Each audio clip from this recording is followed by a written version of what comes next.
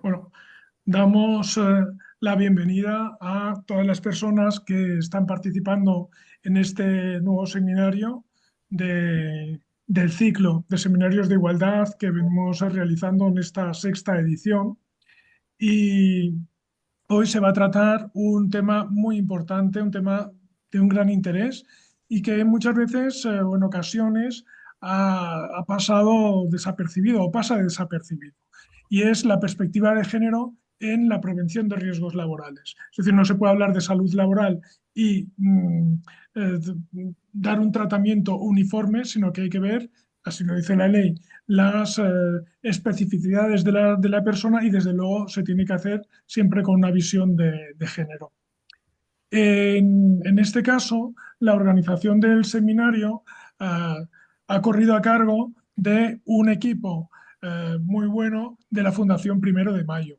La Fundación, al igual que el Centro 8 de Marzo, ha estado presente desde el principio de los ciclos de seminarios de igualdad y les agradecemos mucho su presencia y también bueno, pues su capacidad de trabajo y en este caso todo el interés que han puesto en la organización. Hoy va a ser un seminario bueno, pues de unas 2 horas, pero las horas que llevan vertidas en el trabajo y en la organización de este seminario, las personas que van a participar en él son muchas. Eh, eh, Antes de iniciar este seminario, sí que quería decir que, aunque en el programa aparece como el último de los seminarios del ciclo de esta edición, sí que tenemos previsto realizar otras actividades que consisten básicamente en jornadas específicas y sobre 3 temas. Los estamos organizando, trabajamos en ello y nuestro deseo sería que culminara, pero además son 3 temas que no son fáciles de abarcar o fáciles de aproximarse. Uno de ellos es sobre el empleo de hogar. Ya hicimos en los ciclos de la edición anterior, ya hicimos una jornada y nos gustaría este año continuar en esa línea y sobre todo que se pueda incorporar, que puedan participar las personas que son protagonistas, las entidades, los sindicatos que son protagonistas en esa relación. En segundo lugar, sería el tema relacionado con trabajo y prostitución. Es un tema muy delicado, con mucha sensibilidad y deseamos aproximarnos desde un mínimo común denominador. Y estamos trabajando en, sobre todo, partir desde la trata, que es donde hay un consenso claro. Y en tercer lugar, sería una jornada, perdón, sobre gobernanza, mujer y gobernanza en las relaciones laborales, o en gobernanza de las relaciones laborales y género. Bien, digo, estamos trabajando en ello y de manera que cuando tengamos los programas no van a ser inminentes, tenemos de plazo para realizarlo hasta el mes de junio, iremos pasando información y también iremos enviando correos electrónicos tal como hemos hecho hasta ahora. De ahí que si hay personas que estén interesadas o que conozcan que puedan tener interés en participar, pues una vez que tengamos la información, agradeceremos también que la difundan. Empezando ya con este seminario, para no robar más tiempo a las personas participantes, quiero presentar a Ofelia de Felipe Vila, de la Fundación Primero de Mayo. Ella es licenciada en Derecho por la Universidad de Valencia y además con una especialización en cooperación al desarrollo por la Universidad Jaime I de Castellón. Y es máster de género y políticas de igualdad por la Universidad Rey Juan Carlos. Tiene una amplia experiencia profesional en el tercer sector, primero en atención a la población migrante y después, tras esa etapa, en fundaciones de cooperación internacional especializada en cooperación sindical.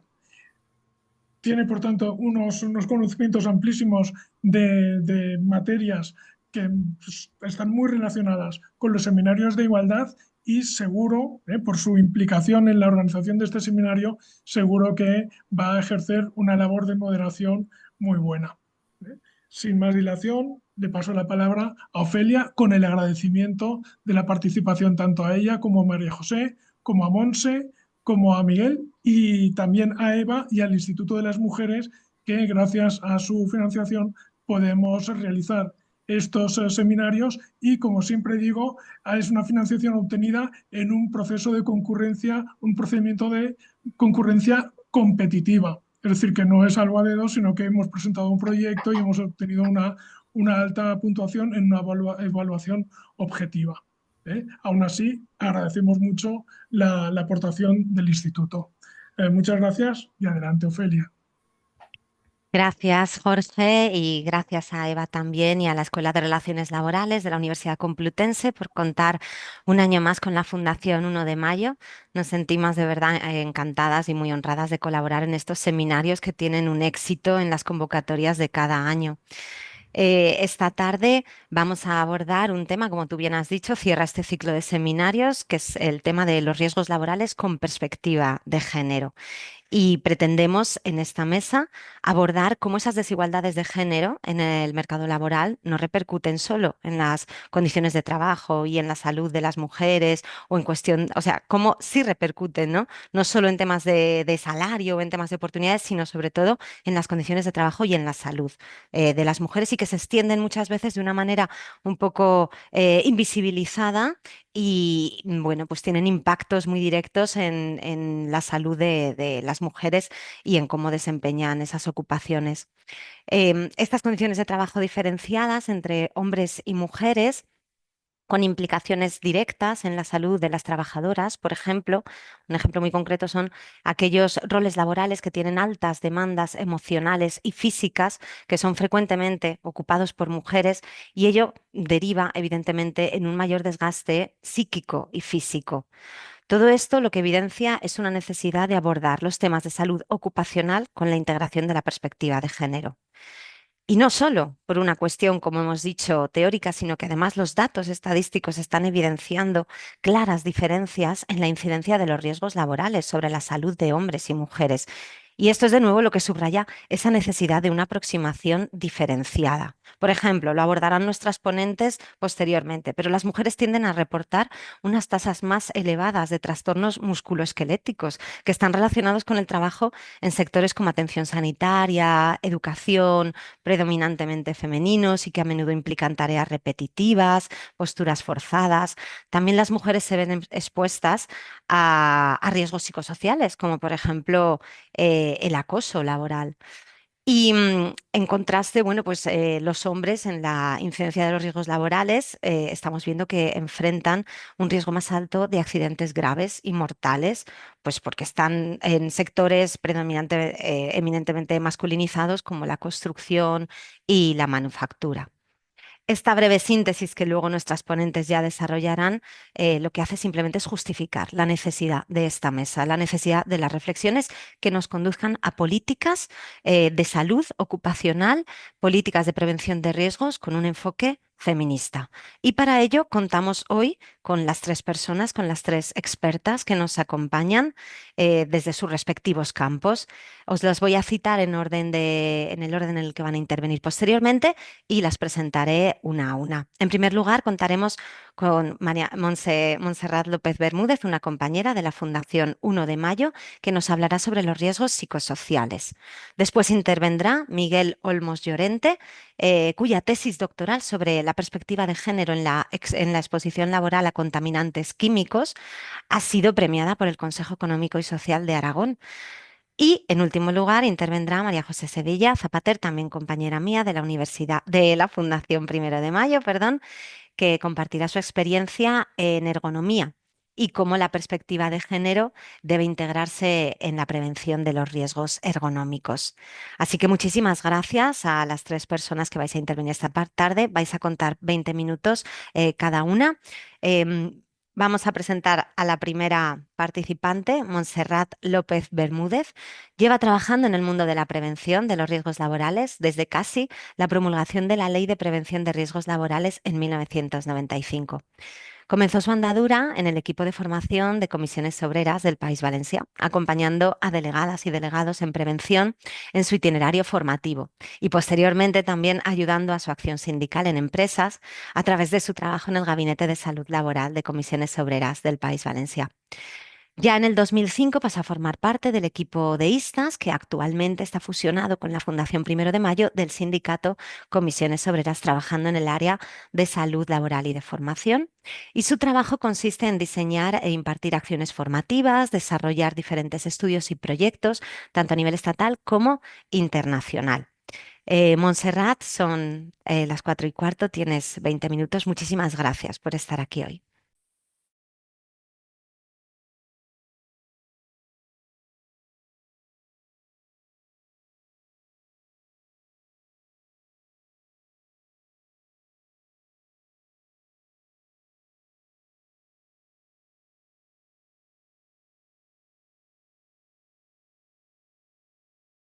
Montserrat, no te oímos. Ya, ya, Vale, perdona.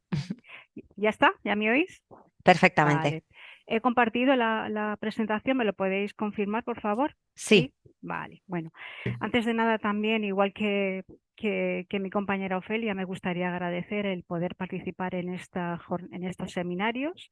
Creemos que participar desde el ámbito universitario es una oportunidad que nos brindáis para poder trasladar la realidad que sufre la población trabajadora y en concreto en este seminario toda la realidad de condiciones de empleo y condiciones de trabajo de las trabajadoras y así poder incluso socializar con vosotras y con vosotros cuál es nuestro punto de vista y cuál es nuestra propuesta para visibilizar esas desigualdades y para que lo realmente interesa, que es acabar con ellas, ¿no?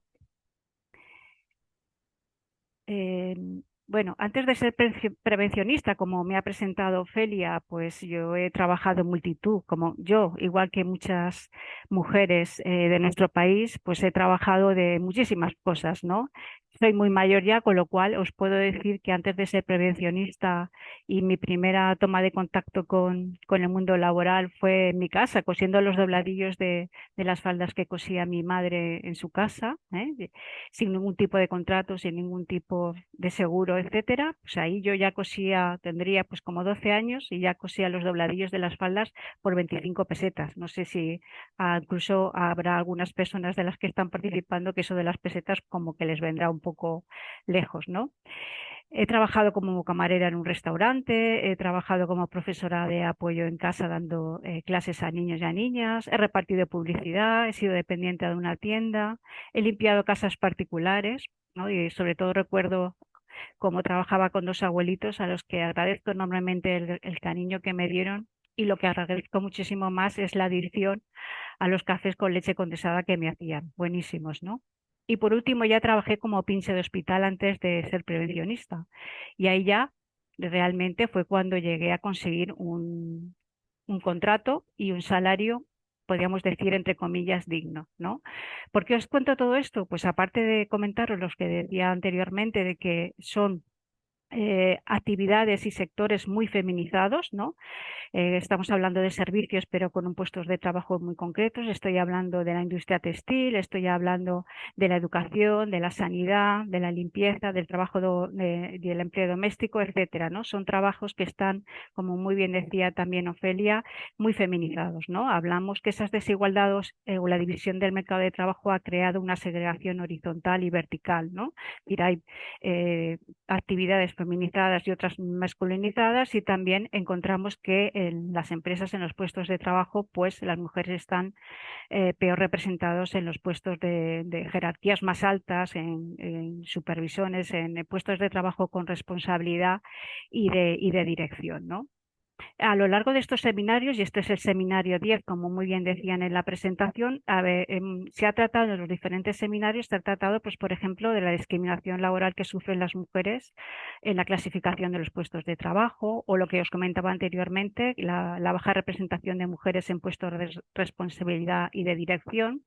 También habéis hablado de los problemas de la conciliación laboral y familiar, las nuevas formas de trabajo y de organización, y todo esto junto con la precariedad laboral, en cuanto a que hablamos de la contratación parcial o la brecha salarial, todas estas situaciones que sufren, discriminatorias que sufren las mujeres trabajadoras, pues son riesgos psicosociales, ¿no? Que es el contenido que nos ocupa una parte de este seminario. ¿Qué es lo que me gustaría tratar hoy aquí? Pues creo que tenemos que partir de un concepto consensuado y claro de qué son los riesgos psicosociales, pero qué no son también los riesgos psicosociales. Por supuesto, tenemos que hablar de las desigualdades de exposición, porque esa segregación horizontal y vertical hace que los factores de riesgos psicosociales que afectan a mujeres y a hombres son distintos, unos de mayor afectación y de afectación desigual, y por lo tanto también tiene unas consecuencias diferenciales en cuanto a la salud, a los daños consecuentes de esa exposición a riesgos psicosociales. Y también tenemos que hablar, por supuesto, que quizás es lo que nos conviene y el objetivo de la prevención de riesgos laborales con perspectiva de género ante los riesgos psicosociales, qué debemos hacer, qué debe hacer la acción preventiva, qué se deben hacer en las empresas para incorporar esa perspectiva y acabar con esas desigualdades de género, ¿no? Esto, como os decía, es lo que me gustaría abordar hoy. Tenemos que partir de una definición y lo hacemos teniendo en cuenta la definición que aporta la Organización Mundial de la Salud, el Comité Mixto formado por la Organización Mundial de la Salud y por la Organización Internacional del Trabajo, ¿no? Que ahí tenéis esa definición, que consideran que los riesgos psicosociales son aquellas condiciones presentes en una situación de trabajo relacionados con la organización, el contenido y la realización del trabajo susceptibles de afectar tanto al bienestar físico y psíquico de los trabajadores y de las trabajadoras como al desarrollo también del trabajo. Yo creo que en definitiva coincidiremos en que estamos hablando de aquellas características nocivas de la organización del trabajo, ¿no? Existen varios modelos explicativos que intentan definir cuáles son esos riesgos psicosociales, ¿no? Pero independientemente de que existan diferentes marcos teóricos, ahí conceptualmente son muy próximos, ¿no? Son símiles, ¿no? Entonces nos dicen cuáles agrupan esas condiciones, esos riesgos psicosociales en 5 grupos, en 5 grandes grupos de dimensiones, ¿no? Hablan de las demandas o esfuerzos, también conceptualizadas como exigencias del trabajo, que se consideran tanto del punto de vista cuantitativo, es decir, cuando tenemos una cantidad de trabajo y lo tenemos que hacer en un periodo de tiempo determinado, pero también tiene un enfoque cualitativo relacionado con exigencias emocionales. Sobre todo estamos hablando de trabajos con y para personas, ¿no? Entonces el problema para la salud más estudiado de ambos tipos de exigencias se refieren cuando estas son excesivas. O sea, hablamos de exigencias cuantitativas, de cantidad de trabajo y tiempo y de recursos para realizarlo, y exigencias emocionales cuando trabajamos con y para personas. Un segundo grupo de estas dimensiones es el control, que tiene también 2 vertientes. Por un lado se refiere al grado de influencia que tienen los trabajadores y las trabajadoras para realizar su trabajo, y por otro, si el trabajo tiene posibilidades de aplicar conocimientos y habilidades, ¿no? Y el problema para la salud es cuando hay un defecto de ellos. El tercer grupo es el apoyo social, cuya dimensión con más evidencia de facto negativo en la salud se refiere básicamente a la falta de apoyo entre compañeros y compañeras o entre personas supervisoras a la hora de realizar las tareas, y también el trabajo de forma aislada. Un cuarto grupo son las compensaciones, que se refieren principalmente a la seguridad del empleo y la salud, y se refieren básicamente al progreso profesional, al reconocimiento del trabajo, ¿no? La estima, el salario, y esa recompensa que las trabajadoras y los trabajadores refieren a cambio de su esfuerzo en el trabajo. Y el problema para salud también es su defecto. Y por último hablamos del conflicto trabajo-vida. Trata las posibles consecuencias del empleo en el trabajo de cuidado en los hogares. Por un lado, aumenta las demandas totales de trabajo y las horas de trabajo, ¿no? Doble trabajo, el remunerado y el no remunerado. Y por otro, implica cómo gestionar y organizar las demandas de los dos espacios, que pueden ser simultáneos. Es decir, tanto la doble carga como las exigencias sincrónicas pueden provocar conflictos de tiempo y energía a las trabajadoras, principalmente mujeres, porque existe una desigual distribución de tareas domésticos familiares en general, ¿no? Y esto afecta a su salud y a bienestar. Así, en términos generales, podríamos decir que los riesgos psicosociales representan la exposición, es decir, aquello que hay que identificar, que medir y que evaluar. La organización del trabajo sería en origen, es decir, donde hay que incidir para eliminar, reducir o controlar la exposición. Y los daños a la salud, los trastornos de la salud, es lo que se pretende evitar, ¿no? Lo que se pretende que no se den. Bien, ¿cuáles son las consecuencias a la salud? Pues en estos momentos actualmente, todas las revisiones bibliográficas, todos los estudios que se realizan asocian estas dimensiones, estos grupos de riesgos psicosociales que acabamos de ver, a problemas de salud muy, muy relevantes, como tenéis ahí, diferenciando salud física y psíquica, ¿no? La ansiedad, la depresión, el infarto de miocardio o el accidente cerebrovascular. También se ha relacionado estas exposiciones con el intento de suicidio, la ideación suicida, y asimismo se ha podido establecer una relación entre la exposición a riesgo psicosocial y el consumo de psicofármacos y analgésicos. Y estos riesgos también están considerados como la principal causa de absentismo y presentismo por motivos de salud, y se asocian también a una mayor probabilidad de padecer trastornos musculoesqueléticos. Bien, ¿qué son? Esto sería lo que son los riesgos psicosociales. ¿Y qué no son los riesgos psicosociales? Bueno, pues los riesgos psicosociales no son un problema individual o de personalidad o que responde a circunstancias personales o familiares. Cuando se evalúan los riesgos psicosociales, deben identificarse y valorarse condiciones de trabajo y no características de la personalidad.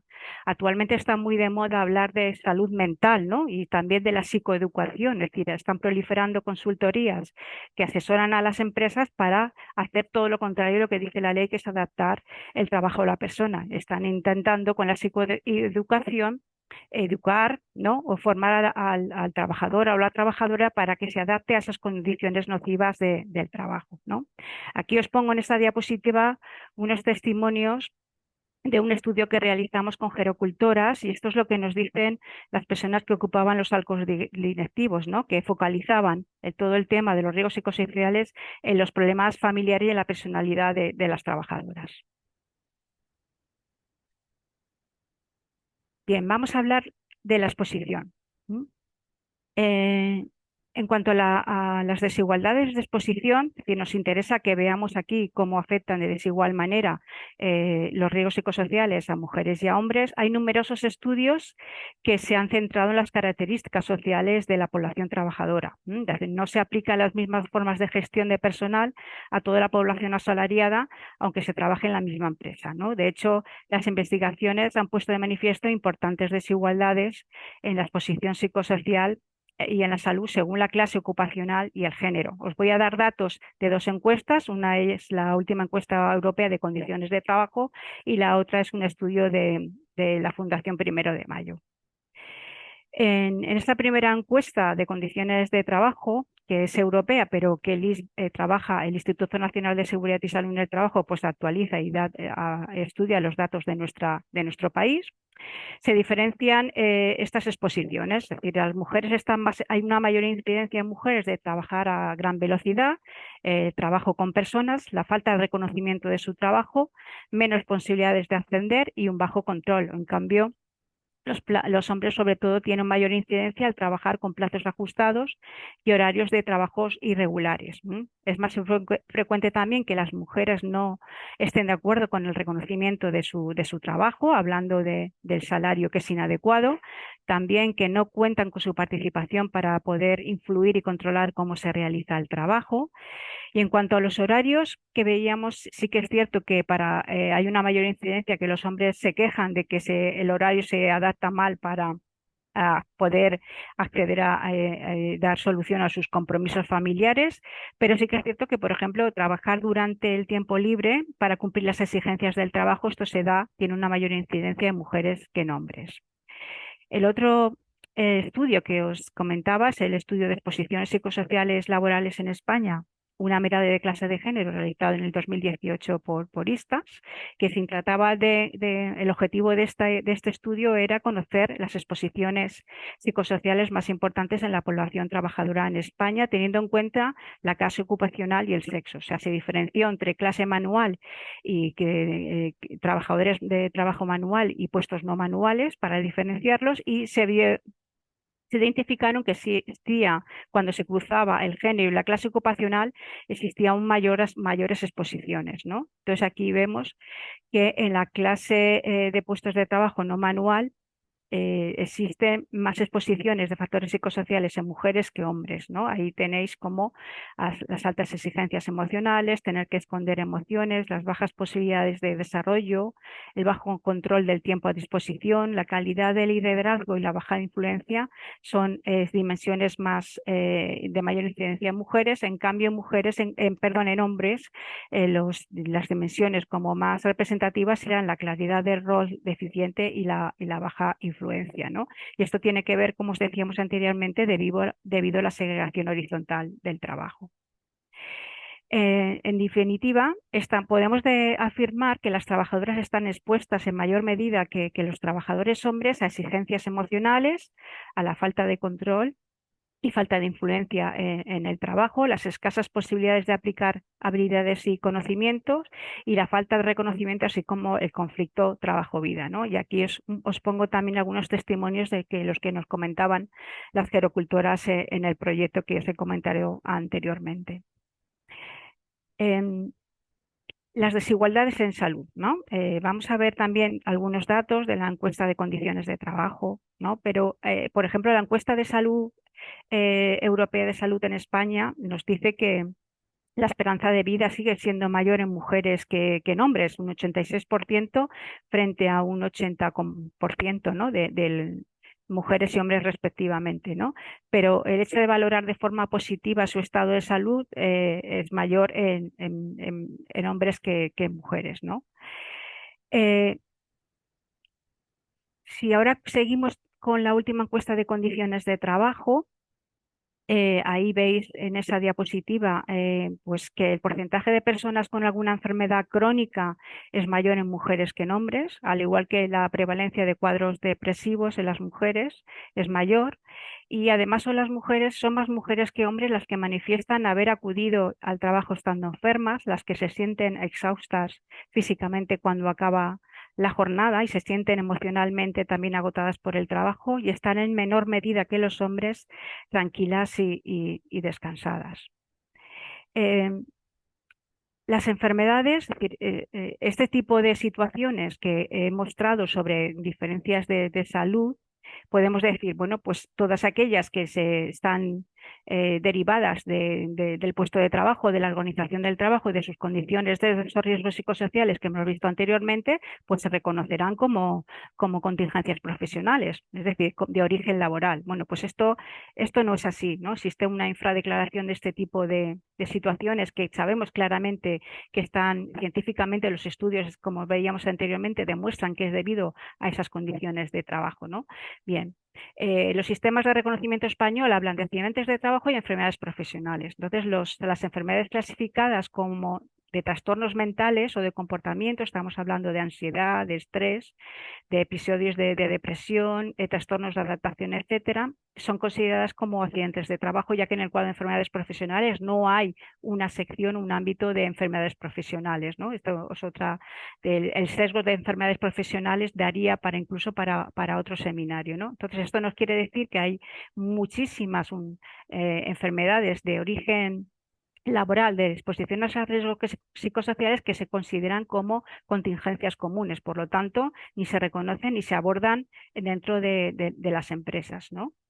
Y como os decía anteriormente, cuando la asociación entre los factores de la organización del trabajo, como la combinación de altas exigencias y bajo control, eso crea un deterioro importante de la salud mental, ¿no? También hay diferentes estudios que estiman que las condiciones de trabajo son el factor que más peso tiene en el estado de salud mental de la población, por encima de las condiciones y hábitos de vida, ¿no? O sea que estas condiciones, estos riesgos psicosociales son una causa de las más importantes del estado de salud mental de la población. Aquí tenéis un poco la evolución de la PANOTRAS, que es el sistema de información de estas enfermedades clasificadas como trastornos mentales que están derivadas del trabajo, que se ha demostrado que son derivadas del trabajo. Ahí tenéis su su evolución. Ya están datos del 2024 y ya hablan de que se han dado 177 comunicaciones de este tipo de enfermedades, de las cuales el 64% son declaradas para mujeres. ¿Qué se hace? Pues estas enfermedades, luego veremos que la actividad preventiva de las empresas no las tiene en cuenta, por lo tanto, lo que queda a la mujer trabajadora que está expuesta a estas situaciones grave tomar medicación, ¿no? En términos generales, a igualdad de síntomas de ansiedad y de depresión, la probabilidad de que las mujeres sean diagnosticadas y de que consuman fármacos es mayor. Esto nos dice pues todo lo contrario, que hay muchas enfermedades mentales padecidas por los trabajadores hombres que no se han diagnosticado y por lo tanto tampoco se le ha dado un tratamiento, ¿no? Bien, ¿cómo intervenir? ¿Qué se hace en la gestión de prevención de riesgos psicosociales dentro de las empresas, ¿no? ¿Cómo se gestionan estos riesgos? ¿Qué se hace? Pues bien, podemos decir que partimos de una situación catastrófica. Por daros algunos datos, por ejemplo, la Generalitat de Cataluña el año pasado hablaba que solamente el 12,4% de las empresas catalanas habían evaluado los riesgos psicosociales de una manera adecuada. Pero imaginaros, de ellas, solamente el 5% había ejecutado medidas preventivas, ¿no? O sea, desde casi va a ser ya 30 años de la entrada a vigor de la Ley de Prevención de Riesgos Laborales. Y podemos decir que esto es inaceptable, y no es porque no hayan herramientas para conseguir esa evaluación o esa medición, sino lo que falta es la voluntad empresarial por acometer estos factores de riesgos laborales, ¿no? Esto en cuanto a riesgos psicosociales, pero si hablamos de la perspectiva de género en el ámbito de la prevención, aquí os muestro un ejemplo, pero muy significativo, que es la realidad pura y dura del día a día.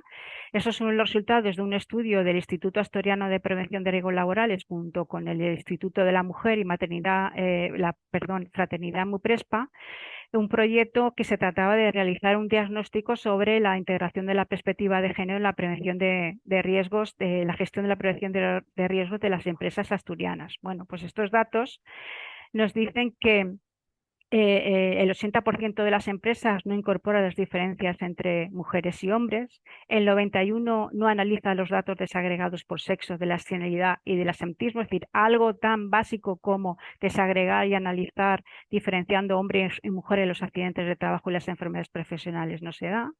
El 73,2% confirma que no se realiza una identificación de riesgos específicos en los puestos ocupados por mujeres. El 55% afirma no realizar una adaptación de los equipos, máquinas y herramientas, y esto se supera incluso en la adaptación de los equipos de protección individual, ¿no? Todo esto cuando hay normativa expresa que obliga a esta adaptación. En cuanto a situaciones de especial protección, solo el 35% de las empresas responden a esta pregunta y corresponden las medidas legalmente establecidas para adaptar el puesto a la persona en caso de riesgo durante el embarazo y la lactancia, ¿no? Monse, 2 minutitos, ¿vale? Genial. Gracias, Ofelia. Entonces, tenemos que partir de que independientemente de esta situación independientemente, os puedo decir que casi que nosotras ya estamos un poco desmoralizadas porque llevamos ya tanto tiempo insistiendo y reivindicando la necesidad de la incorporación de la perspectiva de género. Creemos que no vamos a dejar, vamos a seguir insistiendo, pero creemos que la Ley de Prevención de Riesgos Laborales nos da las obligaciones, ¿no? Y las condiciones para que esto se lleve a cabo. O sea, son necesarios evaluar los riesgos psicosociales. Es muy importante elegir el método adecuado y que esté científicamente, que tenga ese criterio técnico y legal. Es importante que en esa metodología se cuente con la participación de las trabajadoras y, sobre todo, es una premisa fundamental que esto sirva para actuar sobre el origen de los problemas, ¿no? ¿Cómo podemos hacerlo? ¿Cuál es nuestra propuesta? A ver, nuestra propuesta ante la exposición de riesgos psicosociales con mirada de género creemos que es fácil, existen herramientas y nuestra propuesta, por supuesto, es por el COPSOP, en la metodología de ISTAS 21, ¿no? Más conocido, COPSOP ISTAS 21, ¿no? ¿Por qué? porque independientemente de que identifica las desigualdades, es capaz de identificar desigualdades, cumple con criterios técnicos y legales, promueve la participación, tiene finalidad preventiva y es adaptable a cualquier persona, y los datos, hay un tratamiento de los datos por sexo y clase ocupacional, incorpora todas estas dimensiones, todos estos riesgos psicosociales que hemos visto anteriormente, que son una afectación mayoritaria y distinta en los puestos de trabajo ocupados por mujeres, ¿no? Entonces es fundamental que las metodologías que se utilicen a la hora de evaluar los riesgos psicosociales incorporen la perspectiva de género, y hay que decir que no todos, ¿no? Son escasas estas metodologías que incorporan el ISTAS 21, el método de LINS, etcétera. Pero nuestra apuesta, por supuesto, tiene que ser por la de COPS ISTAS 21, ¿no? Porque además eh, como os decía, tiene una finalidad preventiva, ¿no? Es todo un procedimiento, no solamente un cuestionario, es una metodología, un procedimiento de evaluación de los riesgos psicosociales fundamental, con un eje fundamental que es la participación de la representación legal y también de las trabajadoras y de los trabajadores en los distintos fases, sobre todo a la hora de profundizar en las causas de la exposición y a la hora de buscar las medidas preventivas. Y también tenemos claro que se puede intervenir en el origen de todos estos riesgos, ¿no? Pensamos que las medidas preventivas en el origen deben abrir la posibilidad de que los trabajadores apliquen sus habilidades y conocimientos y también adquirir unos nuevos. Tenemos que tener influencia en cómo se realiza el trabajo. Tenemos que mejorar ese apoyo social, ¿no? Mejorar el apoyo de las compañeras y compañeros y también de las personas supervisoras, conseguir el reconocimiento y el respeto también a la profesionalidad, ¿no? Y ahí tenéis pues unas medidas muy concretas, ¿no? Y que son medidas que sobre todo se negocian se abordan desde la negociación colectiva y no estación sindical, ¿no? Reducir las cargas de trabajo aumentando plantillas, dar una mayor participación, una mayor estabilidad en el empleo, reducir al máximo las jornadas irregulares y los horarios atípicos, enriqueciendo el trabajo, facilitando formación ante las exigencias emocionales, porque es la única dimensión, las exigencias emocionales, que es algo intrínseco a la actividad, ¿no? El cuidar a personas pues tiene esas exigencias emocionales, pero se pueden combatir con menos carga de trabajo también, y con formación y con ayuda en momentos determinados, ¿no? Y también valorando y reconocimiento del trabajo de forma justa. Con la ley, sí, acabo enseguida. Con la ley, con los planes de igualdad se abre otra oportunidad, porque se tienen que incorporar todo el tema de prevención de riesgos laborales, de los diagnósticos y los planes de igualdad. Al mismo tiempo que si hablamos de salario en los planes, hablamos de relación laboral, de jornada, etcétera, estamos hablando de riesgos psicosociales, ¿no? Eh, Creemos que en definitiva, y con esto ya acabaría, que en definitiva lo que se tiene que modificar son las prácticas de gestión laboral, ¿no? Y que lleven a condiciones de ocupación y trabajos más dignos, para evitar y reducir la patología mental, pero de la población trabajadora en su conjunto, ¿no? Si utilizamos estas metodologías sensibles al género, estaremos mejorando las condiciones tanto de hombres como mujeres. Y nada, luego estoy ya a vuestra disposición para cualquier pregunta. Muchas gracias. Muchísimas gracias a ti, Monse. Muy interesante. Ya has suscitado preguntas en el debate que te transmitiremos después, pero básicamente en torno a la obligación, la periodicidad de las evaluaciones de riesgos psicosociales. Luego las contestamos. Y ahora paso a presentar al segundo ponente, un ponente también de excepción, Miguel Olmos Llorente. Miguel comenzó a trabajar como técnico de prevención de riesgos laborales, especializado en higiene industrial en el año 1993, y en 1995 comenzó a participar en cursos formativos, tanto universitarios como no universitarios, entre ellos en la Universidad de Zaragoza. A partir del 2008 comienza a trabajar como director de la oficina de la Sociedad de Prevención de Riesgos Laborales, la FREMAP, que actualmente es Quirón Prevención, y a partir del 2011 ya comienza a dar clase en determinados títulos universitarios, primero de la Universidad de San Jorge y actualmente en la Universidad de Zaragoza, donde todavía imparte cursos en la actualidad. En concreto, imparte 2 asignaturas también en el Máster de Prevención de Riesgos Laborales de esta universidad, Y como mencionaba antes en la introducción, en el año 2022 ha sido doctorado por la Universidad de Zaragoza y su tesis doctoral, Perspectiva de género en la exposición laboral a contaminantes químicos, ha sido premiada por el Consejo Económico y Social de Aragón por su trascendencia. Muchísimas gracias, Miguel, por estar aquí hoy y tienes la palabra. Gracias, muy buenas tardes. Muy bien. Bueno, lo primero quiero dar las gracias a la organización de este ciclo de seminarios por invitarme a participar. Y también quiero dar las gracias a todos los asistentes por dedicar un rato de su tiempo a escuchar hablar sobre algunos aspectos que hay a quien no le parecen interesantes, pero bueno, yo entiendo que a la mayoría de los que estamos aquí, pues sí nos lo parecen. Como han dicho en mi presentación, dejo aquí en pantalla mi correo electrónico por si a alguien de los asistentes le pudiera ser de interés. En estos momentos soy profesor de la Universidad de Zaragoza y también trabajo en Quirón Prevención como director de una oficina en Zaragoza. El objetivo de la exposición es responder a una pregunta que en principio es simple. ¿Si influye el sexo-género en la exposición laboral a agentes químicos?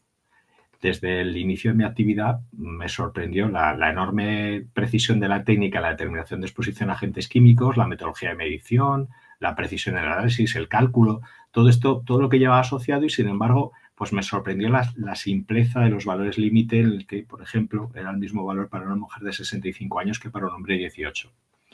Siempre tenía en duda la protección que los valores límite ofrece al conjunto de la población trabajadora y fue una asignatura pendiente para mí constatar estas dudas, si eran fundadas y sobre todo cuantificarlas, que sobre todo fue la mayor parte del trabajo que les presento ahora, que en definitiva tiene que ver con la tesis doctoral que presenté el año pasado. Perdón.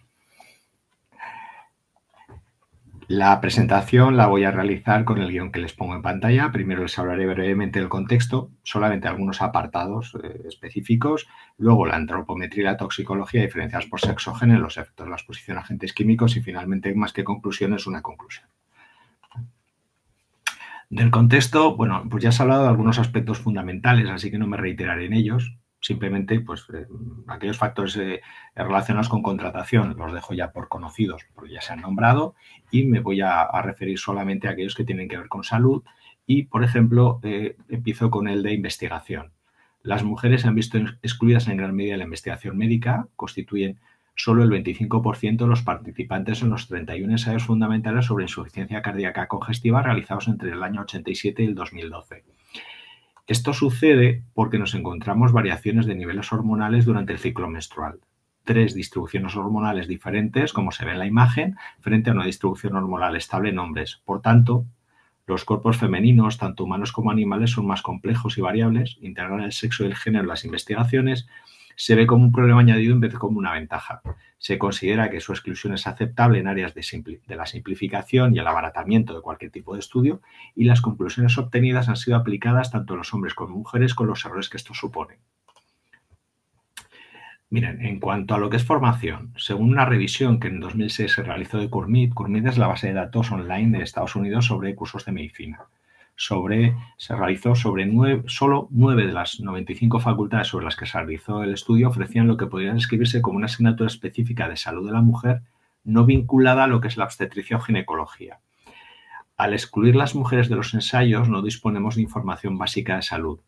Por ello no aparece ni en los libros de texto ni en los planes de estudio y esto tiene repercusión sobre la formación del personal sanitario y sobre la información general. Cuando ustedes piensan en los síntomas de un infarto, seguramente están pensando en opresión en el pecho, dolor del brazo, y estos son los síntomas típicamente masculinos de un infarto. Los síntomas de un infarto en mujeres no son iguales. En pantalla les pueden ver una imagen en la que se reflejan los síntomas característicos de un infarto en hombres y mujeres. En mujeres, les recuerdo, náuseas, mareo y aturdimiento serían los síntomas más característicos. Que los no sanitarios no las conozcamos debería preocuparnos, pero debería preocuparnos muchísimo más que los sanitarios no conozcan síntomas diferenciados por sexo cuando estos existen. Como decía, esto tiene repercusiones. En 1991, un estudio sobre 84.000 pacientes en Massachusetts y Maryland comprueba los procedimientos que se aplican cuando un paciente llega a un hospital con dolor torácico. Las tasas disgregadas por edad y sexo ofrecían diferencias en cuanto a los procedimientos realizados sobre los pacientes. Esto es, no se hace lo mismo en función del sexo del paciente cuando llega a un hospital. Seguramente algunos de los que están viendo esta presentación dirán, bueno, eso en Estados Unidos que son gente rara. Pero no ocurre así. En 1998 se realiza un estudio similar en Cataluña obteniendo parecidos resultados. En concreto, en este estudio se concluye que las mujeres tenían un 68% de mortalidad durante los 6 primeros meses posteriores a un infarto, mientras que la mortalidad de los hombres era de un 33%. Aplicar distintos procedimientos o tardar tiempo en aplicar los mismos influye en la identificación y el tratamiento de un infarto y, por supuesto, en sus consecuencias. Estos aspectos que he nombrado tienen repercusión en lo que veremos a continuación. Lo siguiente que quería hablar con ustedes es la antropometría y la toxicología diferenciadas por sexo y género. En cuanto a antropometría, es el estudio de las medidas y proporciones del cuerpo humano. Los hombres y las mujeres poseen funciones diferentes, poseen funciones y dimensiones con diferencias lo suficientemente importantes para que sean significativas. Afirmar que la antropometría de hombres y mujeres es diferente es una obviedad. No lo es tanto el establecer relaciones directas entre estas diferencias antropométricas y su influencia en las consecuencias de la exposición a un contaminante químico, pero las hay y vamos a verlas. Hay dos vías de entrada principales de un contaminante químico en nosotros. Una es la vía inhalatoria y la otra es la vía dérmica. En cuanto a la vía dérmica, la epidermis masculina es alrededor de un 15% más gruesa que la piel femenina. El mecanismo principal de entrada de un contaminante químico a través de la piel es la difusión pasiva a través de la epidermis. Y esta difusión simple se explica a través de la ley de Fick. En ella se establece que el paso es inversamente proporcional al grosor. A igualdad de condiciones de exposición, un 15% menos de grosor de piel implica un 15% más de entrada de contaminante en mujeres que en hombres. Esta podría ser una de las primeras diferencias cuantificadas de las que les voy a presentar. Como decía, la antropometría es muy interesante. Disponemos además de tablas antropométricas de la población laboral española. Estos datos se utilizan para el diseño de elementos relacionados con las personas en el entorno laboral, como son herramientas, equipos de trabajo, EPIs. Disponemos, como decía, de tablas antropométricas de la población laboral española que, diferenciadas por sexo, nos ofrecen resultados evidentemente distintos. Me voy a referir al percentil 50, que sería algo así como el hombre medio y la mujer media, con datos mujer media de aproximadamente unos 60 y 60 kilos y hombre medio de unos 70 y 75 kilos. Estos datos los reutilizaré posteriormente, por eso los señalo. Los datos de hombre y mujer son diferentes y un error cometido habitualmente es el uso de datos de hombre como datos genéricos. Tiene como consecuencia que tanto las herramientas, de las que posteriormente seguro que les hablarán, como EPIs y otros aspectos del entorno de trabajo están adaptados a hombre, tomando las dimensiones de mujer en la práctica como si fueran un hombre a escala, con todos los errores que esto conlleva. El unisex, permítame la expresión, no existe. Si nosotros tratamos de adaptar un chaleco antibala de hombre a mujer, es evidente que no va a encajar bien. El diseño tiene que estar diferenciado por sexo. Esto es un ejemplo, yo creo, muy evidente, pero hay otros que no lo son tan evidentes y que son más difíciles de ver, pero por ello no son menos importantes. Por ejemplo, un estudio realizado en el año 2000 sobre ajustes de respiradores evaluó la efectividad de los 3 tipos de respiradores de uso más común y obtuvo como resultado una menor protección para mujeres que para hombres en relación con las diferencias antropométricas de cara de hombre y mujer, mientras que pues, los datos de partida para el diseño de estos respiradores se habían tomado datos de hombre. La volemia es el término médico que se refiere al volumen total de sangre circulante en una persona. Si cogemos las fórmulas de Nalder y calculamos la volemia de un hombre percentil 50 y una mujer percentil 50, obtenemos qué volumen de sangre dispone cada uno de ellos. En hombre de percentil 50 nos encontraríamos con que el volumen sería 4,83 litros, mientras que en una mujer percentil 50 estaríamos hablando de 3,62. Como ven, pues es una pequeña diferencia de un 33%.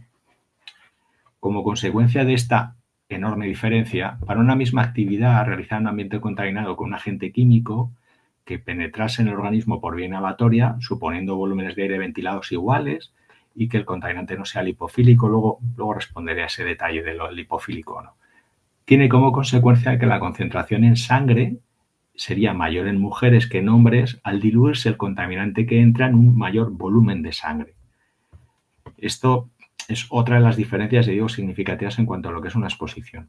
Hay un dato que puede darnos lugar a error, que es la capacidad aeróbica máxima, lo que se denomina VO2 max. La VO2 max es más alta en hombres que en mujeres, pero tengan en cuenta que para realizar la misma actividad, el VO2 será el mismo en hombres que en mujeres.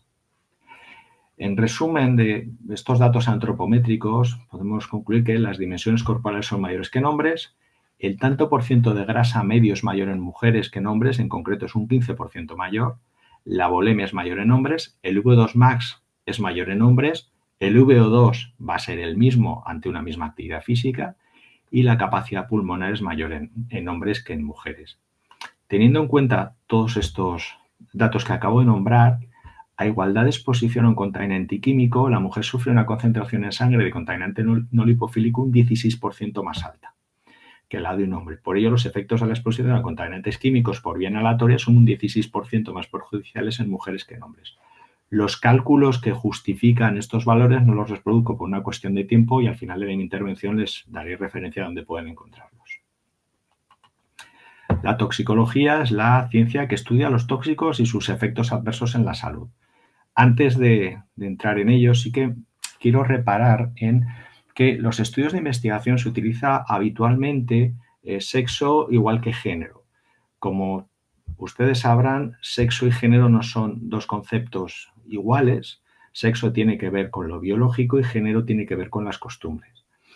Les pongo como ejemplo una gráfica en la que se ve la prevalencia de fumadores por sexo en España en los últimos años. Fíjense la diferencia que pues, en el año 87 aproximadamente nos encontramos con que un 55% de los hombres eran fumadores, mientras que un 22% de las mujeres lo eran. Y en la actualidad nos encontramos con valores más cercanos, con un 25 y un 18,5. Si nosotros hubiésemos realizado un estudio de un contaminante o los efectos de un contaminante que se viese influido por fumar, los valores que hubiéramos obtenido en el año 87 y en el 2025 hubiesen sido diferentes. Les pongo como ejemplo el cadmio, es un metal pesado que se ve influido por si la persona fuma o no fuma. Al confundir los efectos de género y sexo que están estrechamente relacionados, se desdibujan las verdaderas fuentes de diferencias, impidiendo la obtención de conclusiones válidas. Las cuestiones asociadas a género cambian con las sociedades, también cambian con los años y por ello resultará muy difícil trasladar los estudios realizados en sociedades con costumbres muy diferentes si solo analizamos sexo y no los factores que están asociados a género y que pueden influir en los resultados. Un estudio como el que les he nombrado hubiese obtenido datos completamente diferentes hace 50 años o en la actualidad. Y luego verán la importancia de pensar en qué hubiera pasado si los estudios tuviesen unos 50 años de antigüedad. Las fases de una intoxicación son exposición, absorción, distribución, metabolización y eliminación. Cada una de estas fases tiene unas características definidas. Piensen en que en exposición, lo que ya les han nombrado de las diferencias en cuanto al tiempo de ocupación, tipo de contrato, tipo de ocupación, trabajos que ocupan mujeres y hombres, incluso el reparto de tareas dentro de un mismo puesto de trabajo que es muy habitual que sea diferente. En absorción piensen en lo que les he nombrado de vía inhalatoria y vía dérmica. Distribución, aquello que les acabo de nombrar en cuanto a las diferencias de volumen de sangre. Y nos quedarían metabolización y eliminación para tener en cuenta si hay diferencias por sexo o género. La metabolización se realiza principalmente en el hígado. La actividad hepática es influida por el peso del hígado. Y esto marca la primera diferencia por sexo en la capacidad de metabolizar contaminantes químicos a los que se exponen las personas trabajadoras. El hígado es un 5% menor en peso de media en mujeres, siendo uno de los primeros hándicap a la hora de metabolizar un contaminante. Pero piensen también que si hacemos el símil que el hígado sería la factoría donde se metabolizan los contaminantes, los operarios de esa factoría serían las enzimas, que también presentan diferentes actividades entre hombres y mujeres.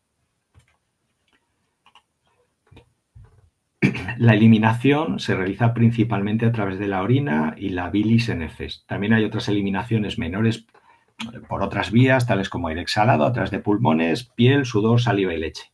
En general, estas otras vías no son especialmente importantes, aunque pueden ser significativas en algún tipo de exposiciones. Piensen en el paso de un contaminante de madre a lactante a través de leche.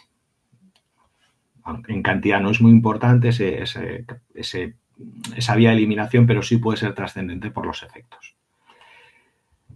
La tasa de filtración glomerular es el indicador de la función renal. Es la cantidad de sangre que pasa a través de los glomérulos cada minuto. La tasa de filtración glomerular es, en promedio, del orden de un 23% inferior en mujeres. Con todo esto nos encontramos diferencias de sexo-género en todas las fases de una intoxicación. Tan exposición, absorción, distribución, metabolización y eliminación.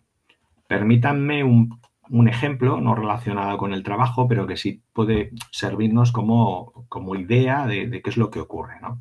Y me gusta usar el alcohol como ejemplo porque casi todos tienen cierta experiencia con su toxicidad. ¿Qué causas son las que explicarían esta idea que tenemos preconcebida de que el alcohol afecta más de media a mujeres que a hombres? La primera sería la menor actividad hepática por un menor peso de hígado. La segunda sería la menor actividad en mujeres de las enzimas que se encargan de metabolizar el etanol, como son la aldehído-deshidrogenasa, la alcohol deshidrogenasa y la CYP2E1, de menor actividad en mujeres que en hombres. Otro de las causas que explican la diferente metabolización del alcohol sería el menor volumen de sangre, que produce mayores concentraciones de etanol en sangre ante un mismo consumo de alcohol. Y finalmente un apartado que tiene que ver con género y no con sexo, y es que el uso de contraceptivos orales, que habitualmente son tomados por sexo femenino, reduce la eliminación de etanol hasta en un 20%. Esto ocurre porque comparten las mismas rutas de metabolización y nuestro organismo se enfrenta en el mismo momento a tener que metabolizar alcohol y un contraceptivo, retrasando la metabolización de los dos. Como pueden ver, una serie de condiciones que explican la idea inicial de por qué el alcohol de media tiene un efecto más importante en mujeres que en hombres. Pasemos a lo que sería la evaluación de contaminantes químicos, que se realiza en España a través de la Ley de Prevención de Riesgos Laborales, el Real Decreto de Agentes Cancerígenos, el 665 del 97 y sus modificaciones, y el Real Decreto 374 del 2001 sobre protección de la seguridad y salud de los trabajadores contra los riesgos relacionados con los agentes químicos durante el trabajo, que nos remite a un documento que se llama Documento Límites de Exposición Profesional, que se edita por primera vez en España en el año 99, pero que, por fortuna, se reedita y se modifica todos los años para mantenerlo actualizado en las diferentes versiones anuales, que la última sería pues la del 2024. Estos valores no se inventan de la nada. Estos valores límite se establecen o los establece el Instituto Nacional de Seguridad y Salud en el Trabajo a través de una serie de estudios toxicológicos que recogen en unos documentos que están publicados, que se llaman documentos de límite de exposición profesional. Esto es, podemos revisar cuál sería la consistencia de los estudios que se recogen para publicar un valor límite y a través de ahí ver cuáles serían las deficiencias o la consistencia de estos valores límite. Voy a utilizar como ejemplo cómo se construye el valor límite del xileno o algunos detalles de cómo se construye el valor límite del xileno. Es un disolvente orgánico muy utilizado a nivel industrial. A nivel doméstico era muy utilizado, recientemente, en los últimos años ya no, porque se ha limitado su uso a nivel doméstico. Se obtiene el petróleo y se utiliza en general como disolvente, como limpiador. Los efectos críticos del xileno serían irritación, ojos, mucosas y efectos sobre el sistema nervioso central. Bueno, pues algo parecido a lo que ocurre con casi cualquier disolvente. En pantalla les pongo los estudios de partida en los que se tuvieron en cuenta en el documento límite de exposición profesional, en este caso el número 53, que es el correspondiente a xileno, y en pantalla ven los autores del estudio, los sujetos de estudio y el año en el que se realizó el estudio que se tuvo en cuenta para establecer el valor límite del xileno. No sé si les llama la atención la columna segunda, hay algún valor que puede que les llame la atención y no sé si se fijan también en los años. La segunda parte, la segunda pantalla con el resto de estudios, ven que van compartiendo pues algunas de las características. ¿Y qué es lo que ocurre? A ver, lo primero que podemos plantearnos es que la ausencia femenina en los estudios de partida se explica porque en la época en la que se realizaron la presencia femenina en los entornos laborales era menor. Lo que no se explica tanto es que por qué posteriormente nos han incorporado estudios más modernos, incluso estudios que tuviesen un análisis diferenciado por sexo o género. Aunque, como he dicho, los valores se revisan todos los años. Como conclusión de lo que les acabo de plantear, es que todos los estudios, los sujetos de estudio eran únicamente varones, no se incluye ninguna mujer, se han realizado solo grupos de estudio muy reducidos y además los estudios son muy antiguos. Tienen una media de antigüedad en 2025 de 46 años. Esto ocurre más o menos de forma parecida con casi todos los contaminantes.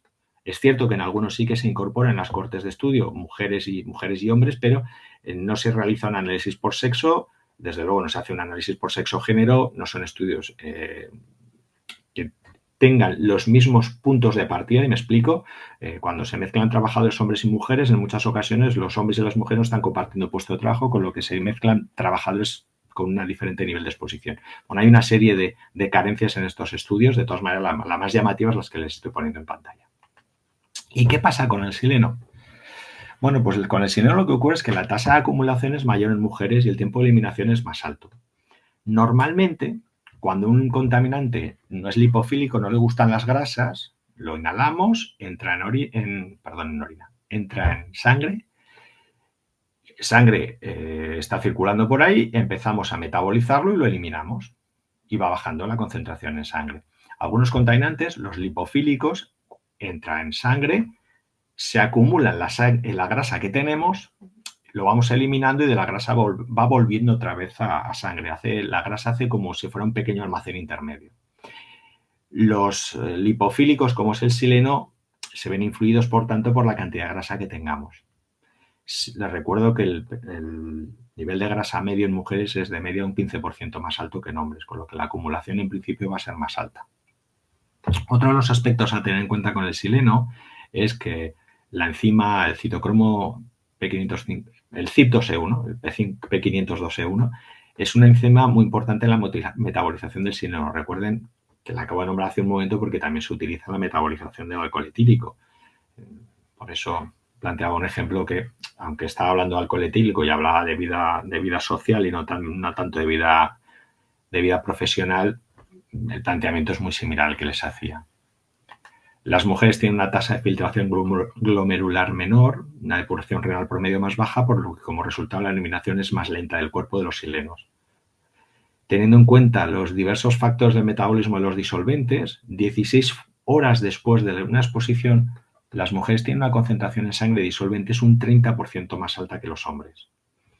Nos encontramos, por tanto, con un valor límite para silenos procedentes de estudios realizados únicamente con varones y con un conjunto de diferencias tóxico-cinéticas ampliamente documentadas en los solventes lipofílicos, ejemplificados en el sileno en este caso, en concreto en distribución, metabolización y eliminación.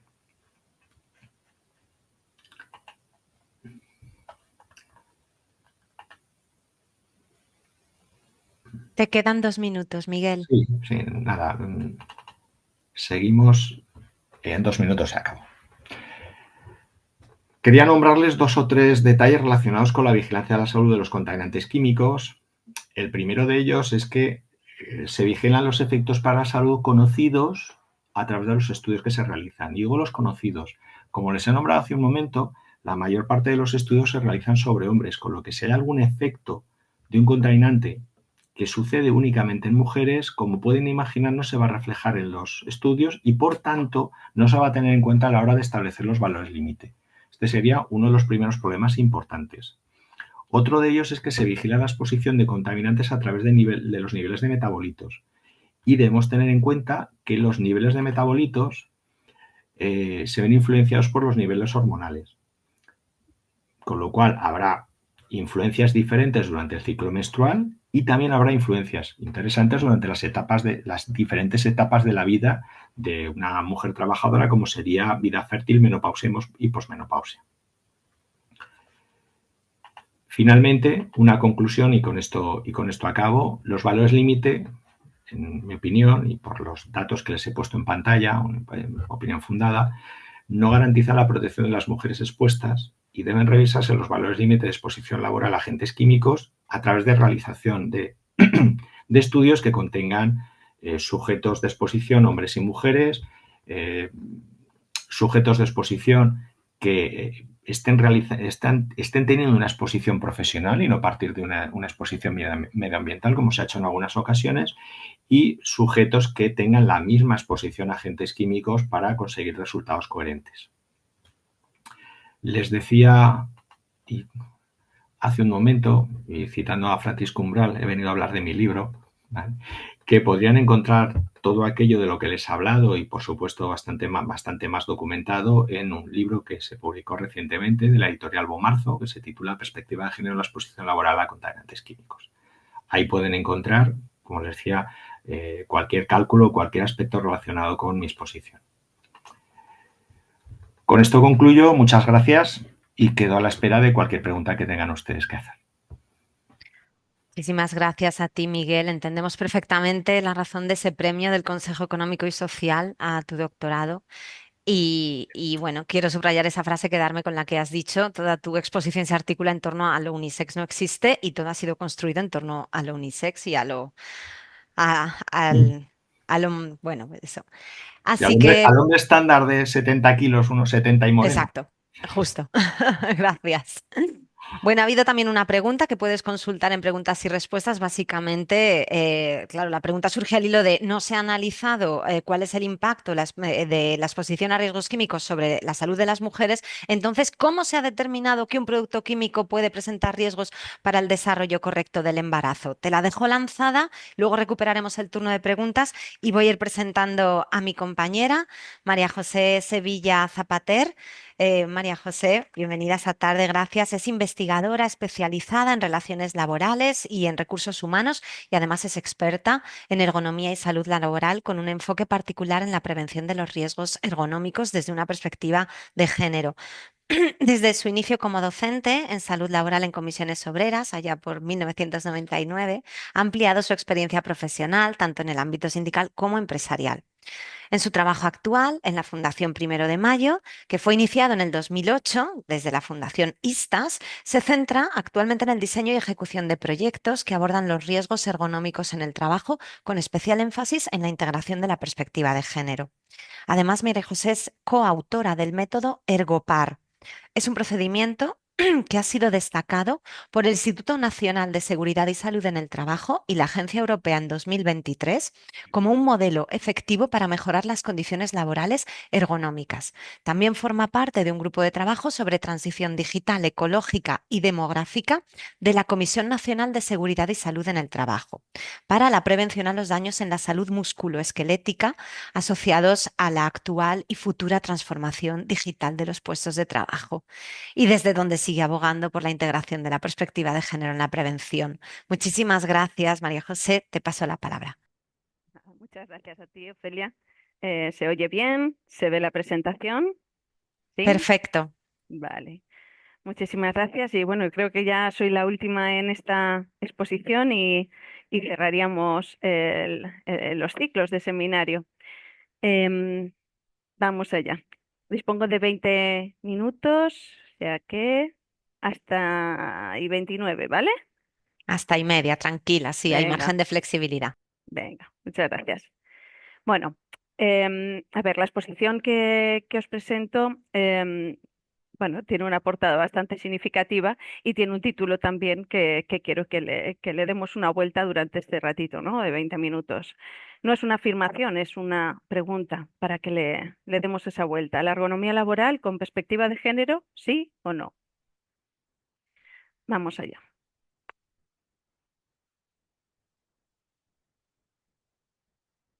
¿Qué vamos a hablar en este apartado?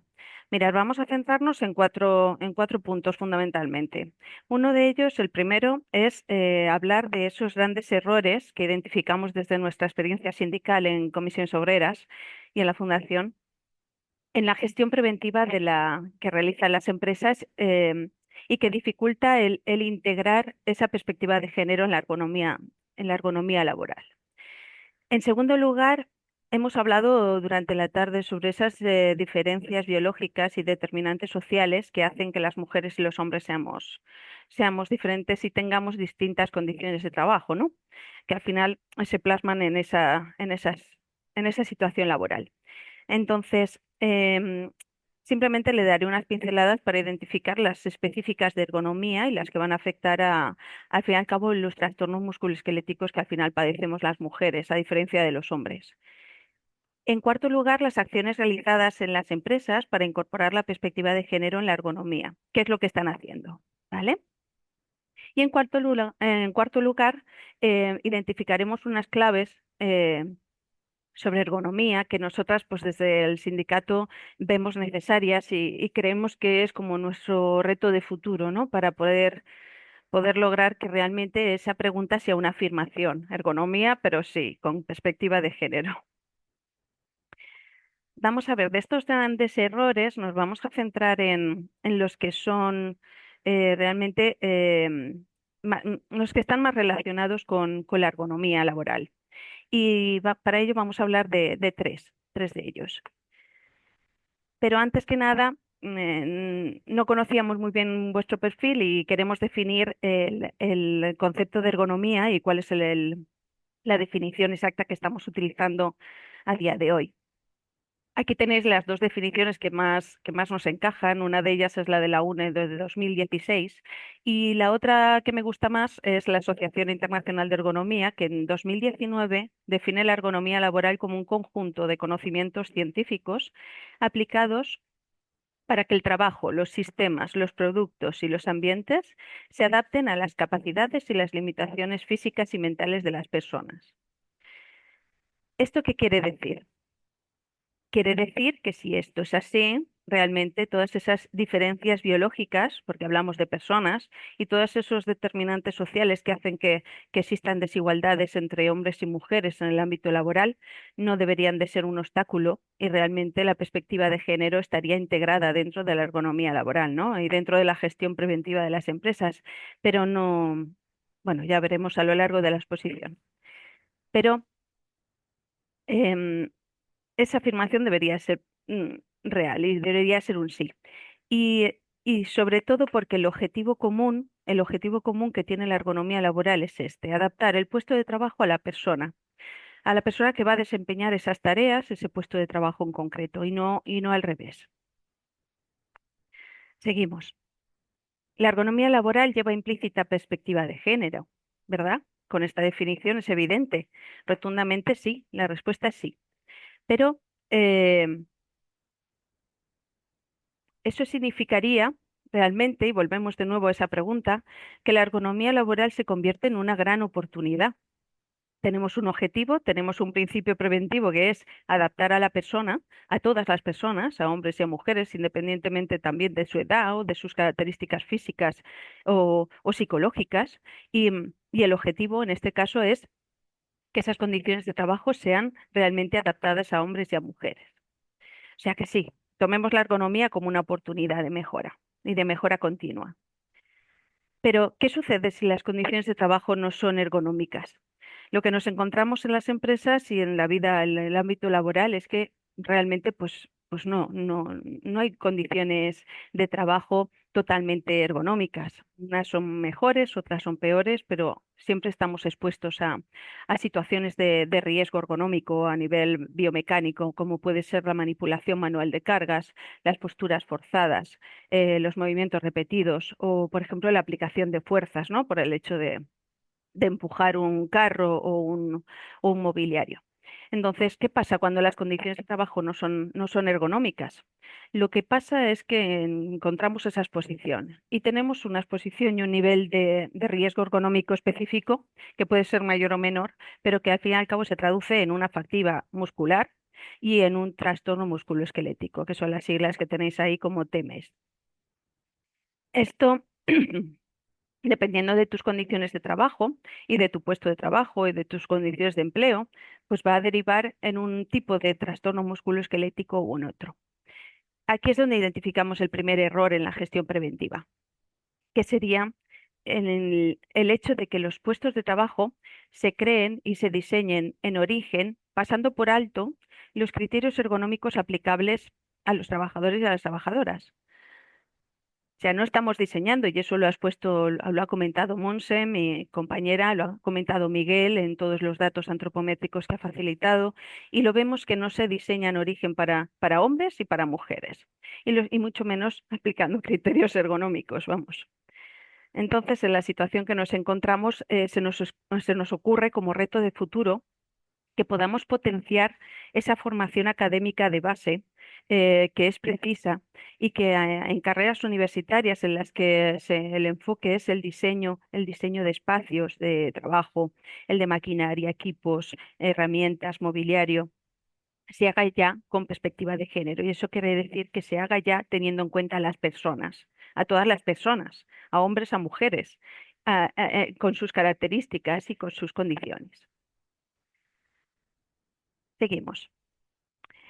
Para identificar el segundo error, queremos centrarnos en el concepto de puesto de trabajo que ya hemos introducido.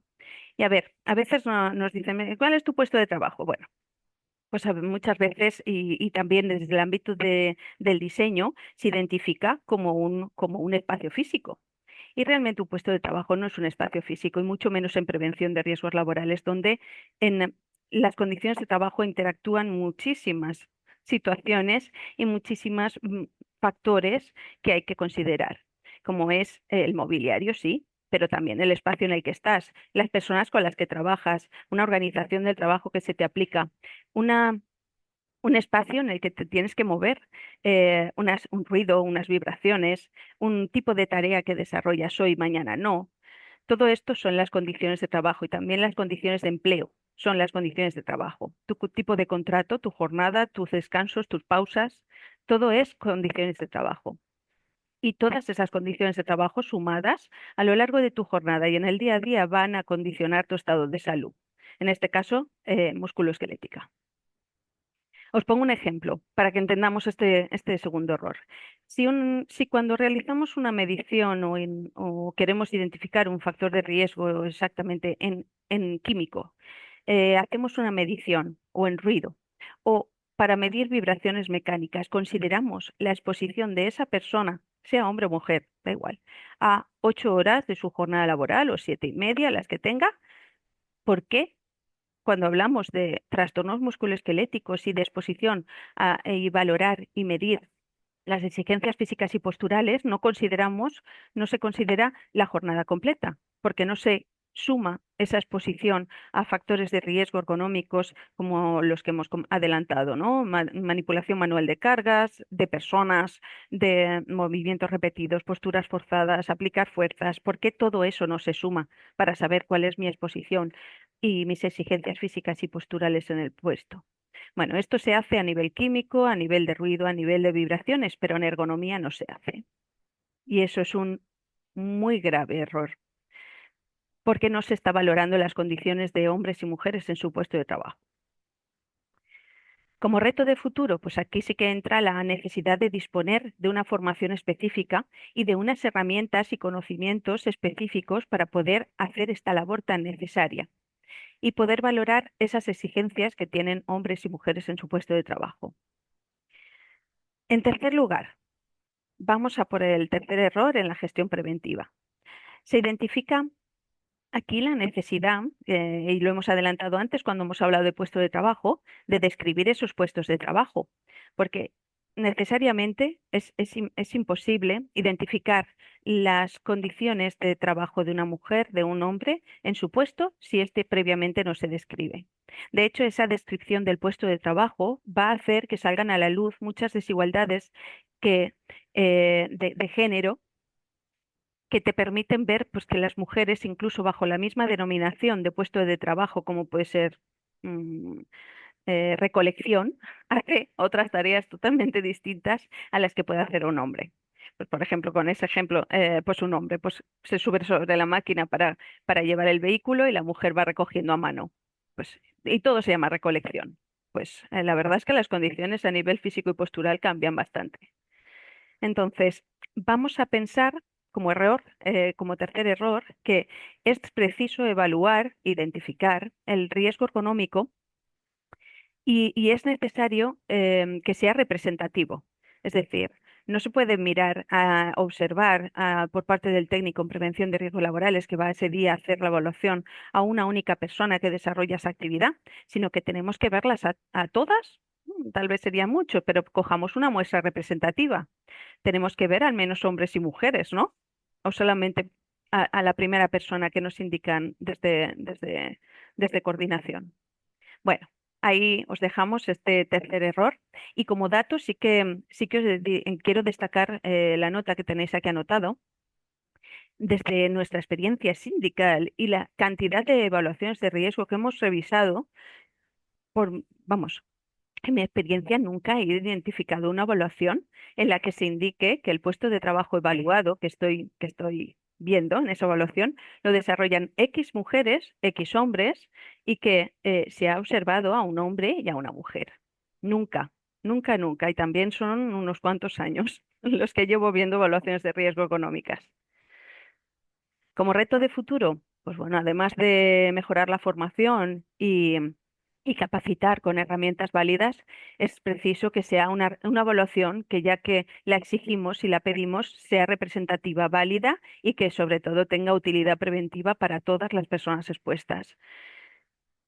Este sería nuestro tercer error y nuestro tercer reto de futuro. Continuamos. Sobre diferencias de sexo y desigualdades de género, como sí que hemos adelantado bastante durante la exposición, mi compañera Monse y también Miguel, voy a pasarlo un poquito rápido y simplemente lo que os decía, vamos a identificar esas determinantes biológicos según sexo que hacen que a nivel musculoesquelético también las lesiones sean distintas, porque las exigencias físicas son distintas. Entonces, la mujer en principio pues tiene una menor talla, tiene un menor peso óseo inferior, tiene un peso óseo inferior en general. La distribución de la grasa, ya lo hemos visto, que se concentra en ciertas partes del cuerpo, como son los glúteos, más caderas, que esto va a afectar, pues, por ejemplo, también a los tóxicos, ¿no? Como bien ha explicado Miguel. Los miembros superiores e inferiores son más cortos y va a condicionar los alcances para coger, alcanzar, colocar. Las manos son más pequeñas y delgadas y esto hace también que incluso se le asignen tareas mucho más minuciosas a la hora de realizar una labor en la empresa, ¿no? En su actividad laboral. La pelvis es más ancha, menos profunda. Cualquier silla nos sirve para todas, ¿no? Si estamos pensando en un puesto de administración, a no ser que es totalmente regulable, que eso es una buena opción a nivel ergonómico. La masa muscular y la fuerza muscular también en general son menores en la mujer. La capacidad aeróbica también es menor. La mujer ejerce también una menor fuerza estática y en comparación con la fuerza dinámica que ejerce el hombre.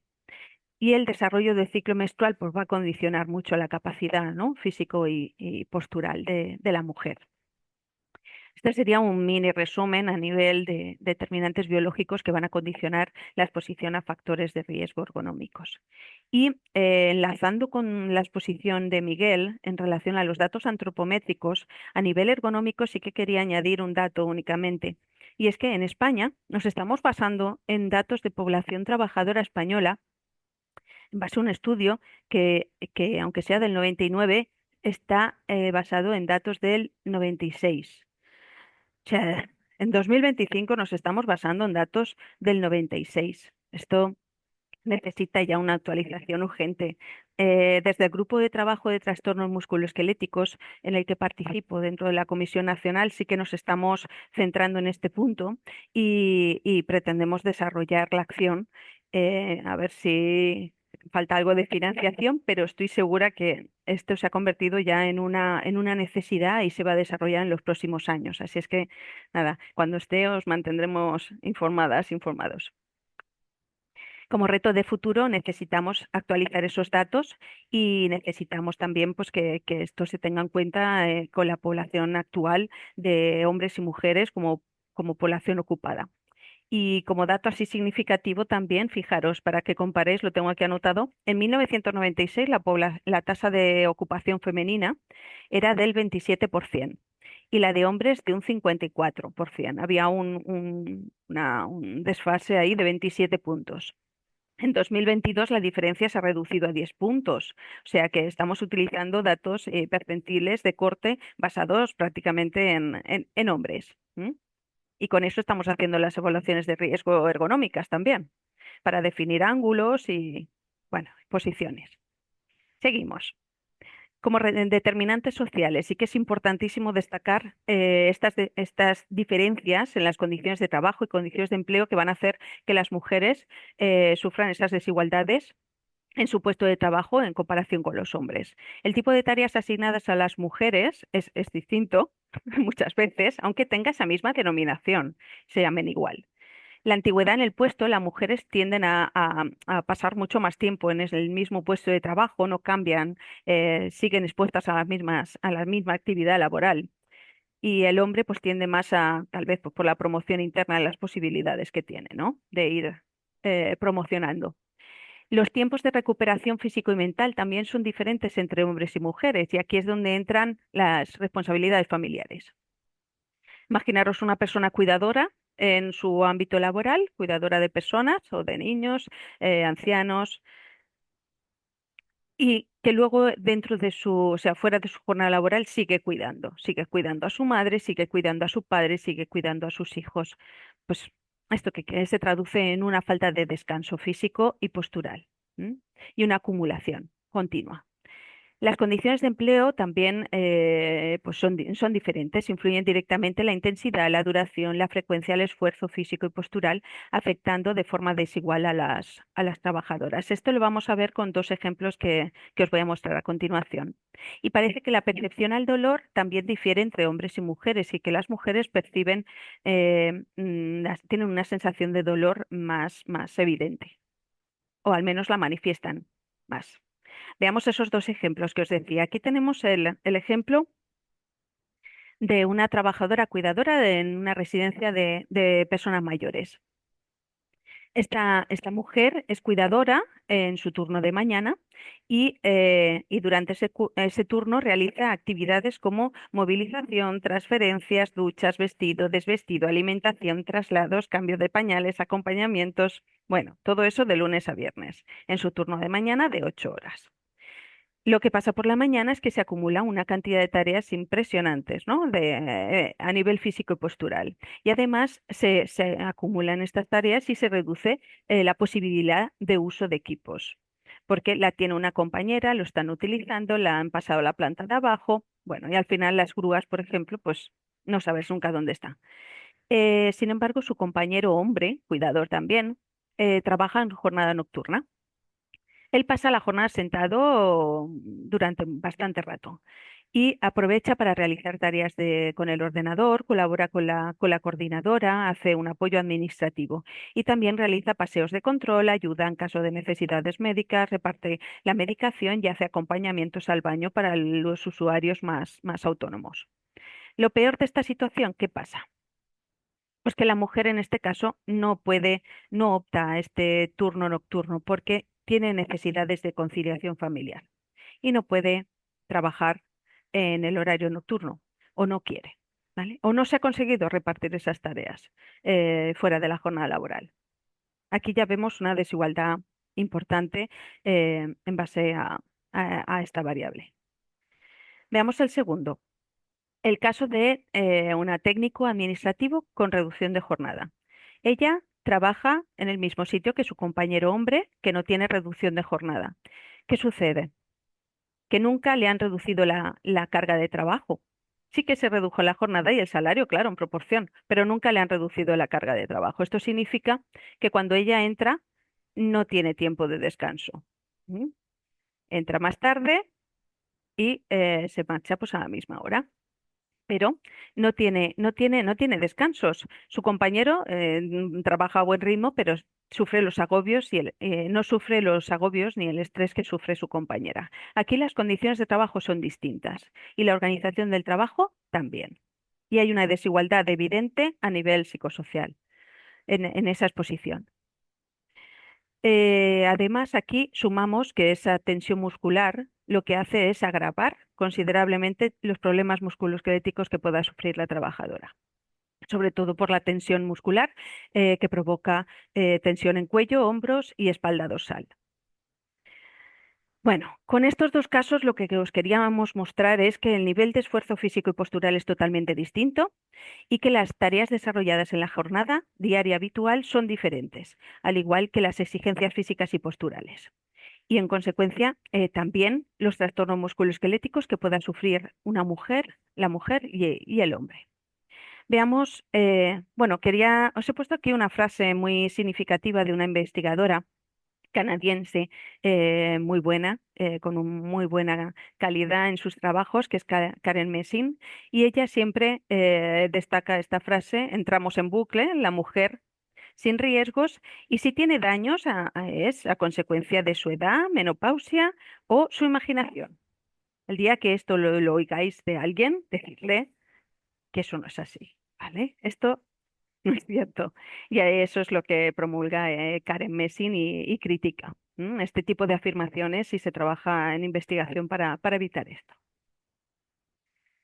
Bueno, como datos quería mostraros simplemente un dato significativo, que es dónde se concentran los sectores, en qué sectores de actividad se concentran más hombres y mujeres, que bueno, es un dato evidente que posiblemente pues ya lo habéis oído en muchas ocasiones, incluso se ha mencionado ya en esta jornada. En la industria alimentaria podríamos decir que hay hombres y mujeres. En construcción es una actividad totalmente masculinizada o parcialmente en su mayoría. Asistencia en residencias y servicios sociales es cuidados de la mujer. Servicios de edificios es la limpieza y otros relacionados como lavandería, encontramos a la mujer. En agricultura encontramos a la mujer. Y en fabricación de productos metálicos encontramos al hombre, y servicios de alojamiento como camareras de piso es predominantemente femenino. Estos son los sectores donde encontramos una mayor incidencia de trastornos musculoesqueléticos, que se clasifican como accidente de trabajo y enfermedad profesional.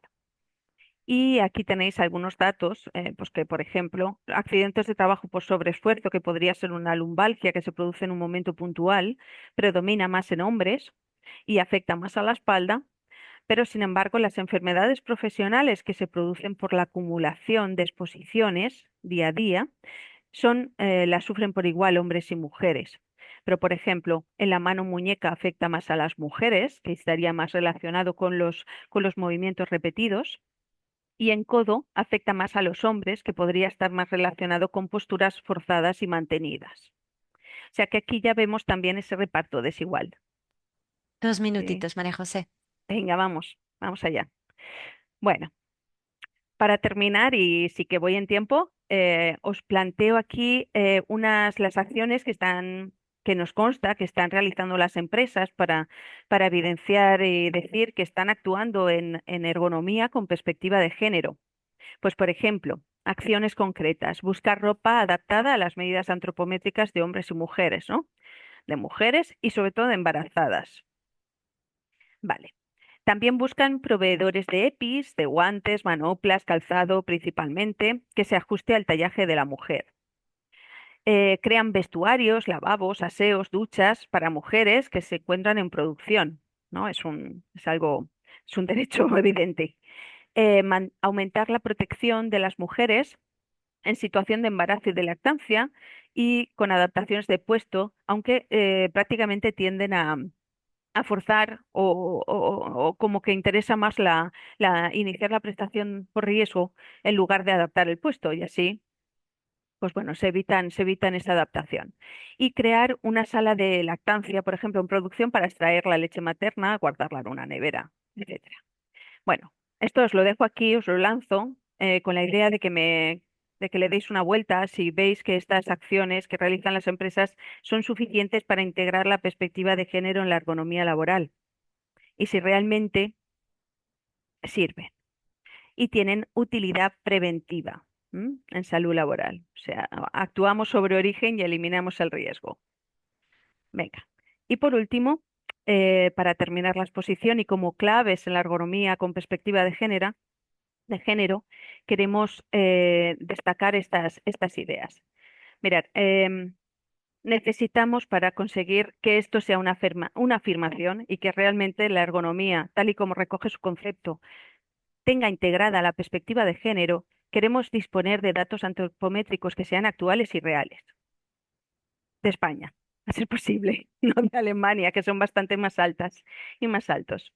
Diseñar en origen y adaptar los puestos a la persona, pero para el 100% de las personas. No queremos el 50, ni el 60, ni el 80, queremos el 100%, para cumplir ese principio preventivo, sobre todo también, que es una obligación empresarial y es un derecho laboral. Realizar el control y seguimiento epidemiológico. Necesitamos visibilizar los trastornos musculoesqueléticos según sexo.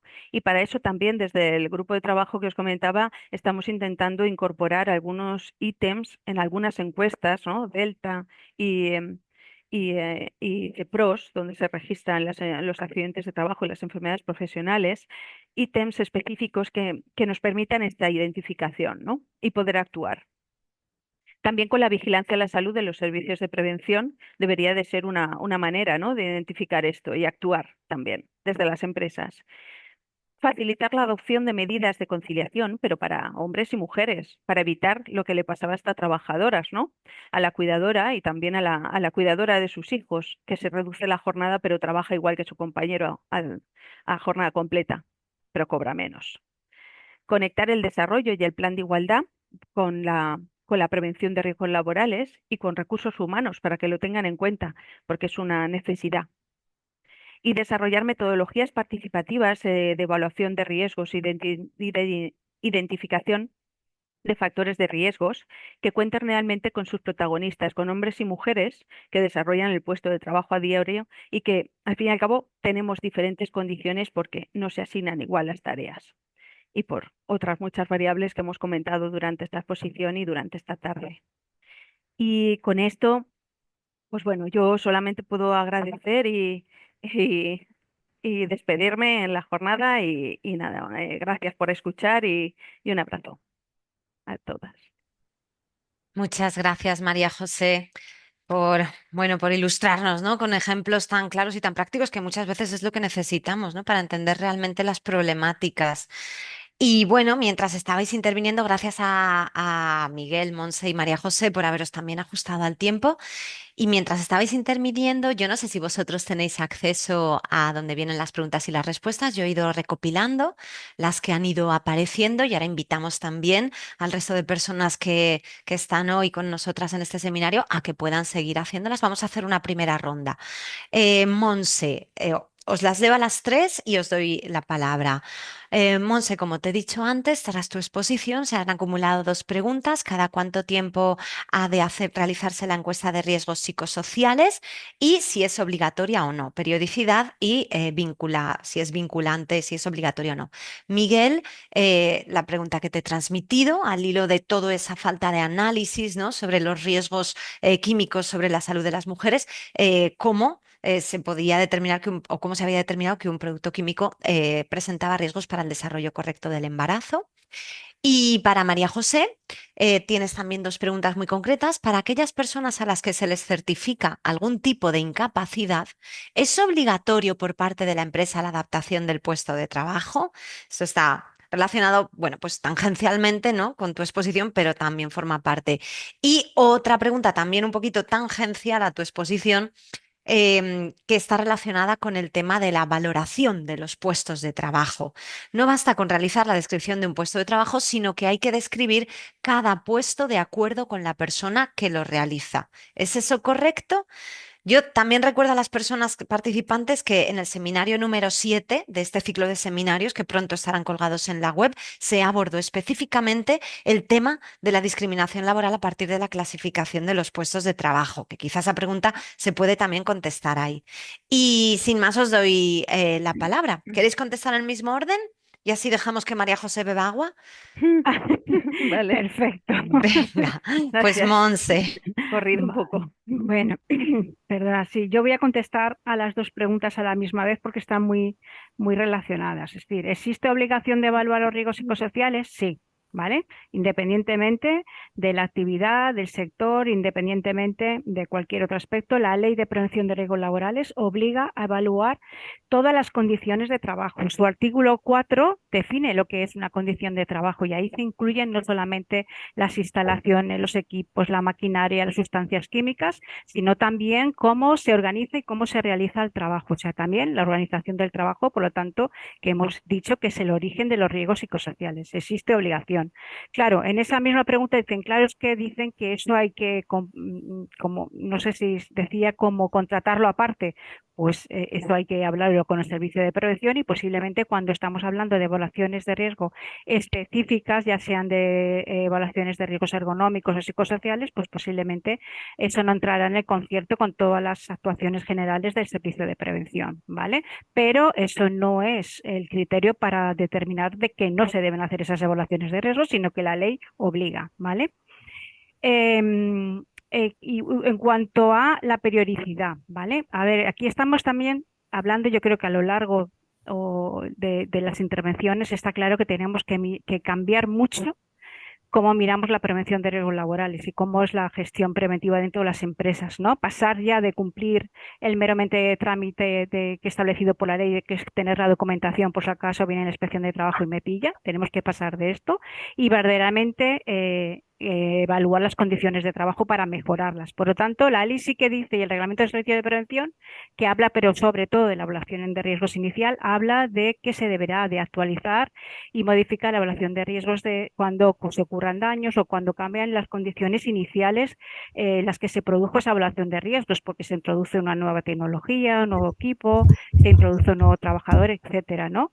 Pero cuando hablamos de factores de riesgo psicosociales, cuando se determine con qué metodología se realizará, pues también lo que hay que hacer es negociar con la representación sindical todos estos aspectos y uno de ellos será la periodicidad. Además, tener en cuenta que si en una evaluación de riesgos psicosociales o otra distinta se adoptan medidas, tenemos que valorar y hacer seguimiento de esas medidas para ver si son buenas o no, o por el contrario están surgiendo nuevos daños. O sea, hay que llevar un control y seguimiento. La prevención, la gestión preventiva, independientemente de cualquier actividad preventiva, ya sea la evaluación de riesgos, la vigilancia de la salud, la formación y la información es algo dinámico. Por lo tanto, hay que hacer un seguimiento y control de todas estas actuaciones. O sea, la periodicidad en riesgos psicosociales se debe de determinar cuando se produzca y se acometa esa intervención psicosocial, partiendo, repito, de que la ley habla de que se deberán de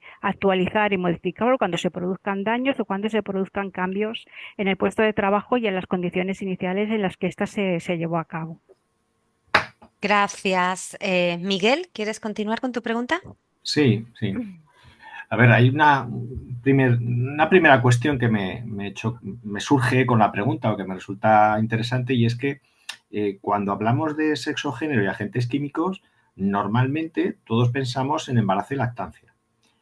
Precisamente el documento del que he hablado o la tesis que hice justo excluí esto porque realmente cuando hablamos de exposición diferenciada por sexo o género, yo creo que nos tenemos que parar más en las situaciones, vamos a decir, de normalidad y no en las situaciones excepcionales que son embarazo y lactancia.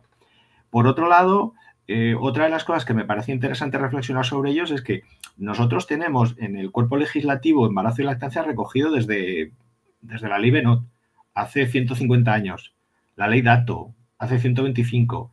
Más o menos las medidas en general son muy parecidas. Solamente han cambiado recientemente cuando se ha hablado de retirar a la embarazada del puesto de trabajo. Esto ha sido las primeras medidas, vamos a decir, diferentes porque han incorporado también la prestación por embarazo asociada a una prestación y asociada a un riesgo relacionado con puesto de trabajo y además directamente dirigido también a la protección de la propia embarazada y no tanto dirigido a la protección de lo que sería la maternidad en sí misma. Digo estos dos preámbulos antes de contestar, porque ya digo, nos centramos en una parte que en mi opinión es pequeña, importante y hay que protegerla, no digo que no, pero es una parte pequeña de un conjunto muy concreto, muy grande, perdón. Dicho todo esto, A ver, sí que hay estudios, pero el mecanismo en el que se establece es diferente, porque cuando hablamos de que si un producto químico es cancerígeno, mutagénico, realmente se está haciendo un ensayo sobre el producto antes de puesta en mercado. Esto es la caracterización de un producto químico previa a lo que sería la producción o previa a la comercialización. Eh, ya digo que los estudios van más dirigidos al producto. Se hacen principalmente ensayos con animales, no se hacen ensayos directamente contra personas, por lo que todos podemos imaginar. Y esos ensayos es cierto que sí se incorporan esos estudios a lo que sería cualquier determinación o cualquier intento de establecer un valor límite. Esos estudios se tienen en cuenta, pero realmente la sistemática es diferente.